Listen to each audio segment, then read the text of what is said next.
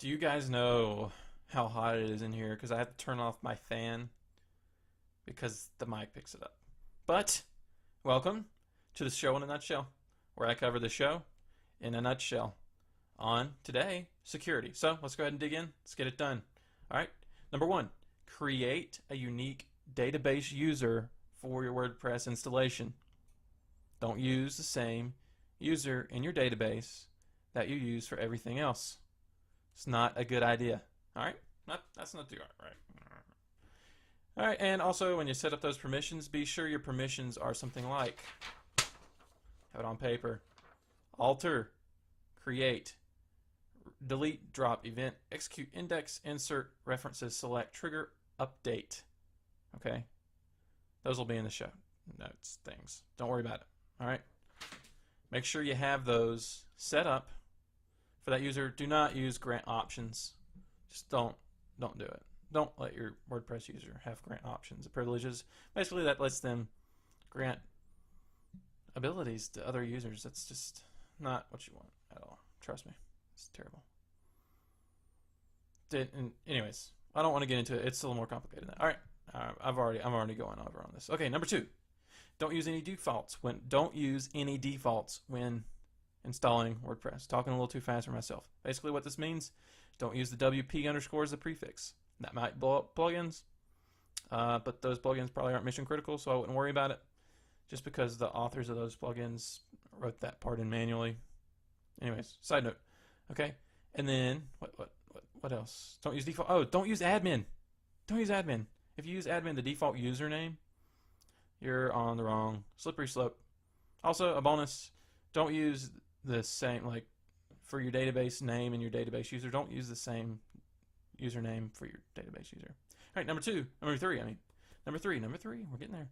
Number three, use strong passwords. Boom, done. Number four, move the wp-config.php file back one directory. Okay, basically when you install WordPress, using the wizard, by the way, if you do this manually, you can do it however you want. Normally you copy the WP sample file. But when you use the wizard, okay, it creates it for you. It puts it in the root of your site. You need to move that back one directory so it lives as a sibling with your WordPress folder. Okay, so you want to move it back.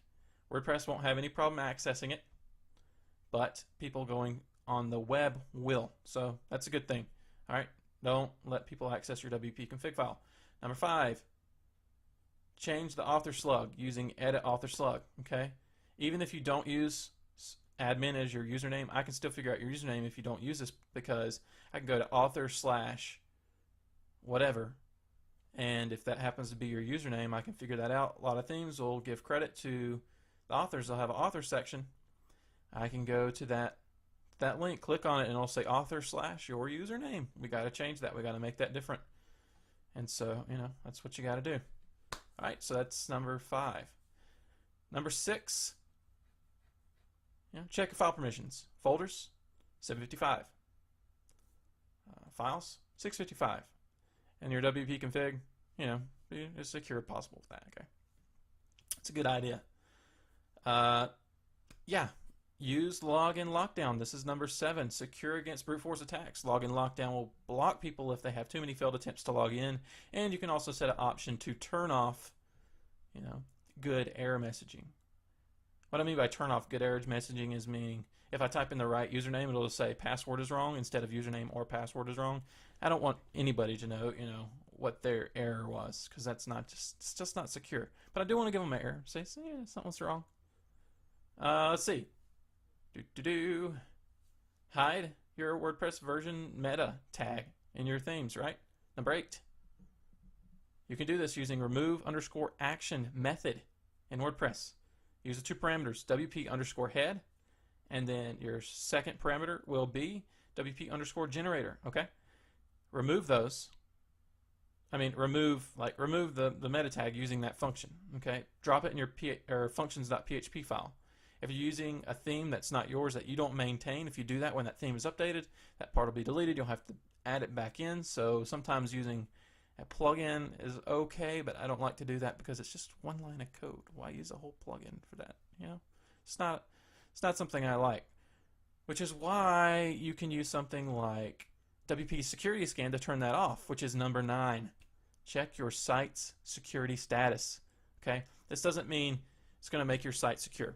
That's not what this is advertising. Okay, outside of like removing the WP version thing, but that's like so small.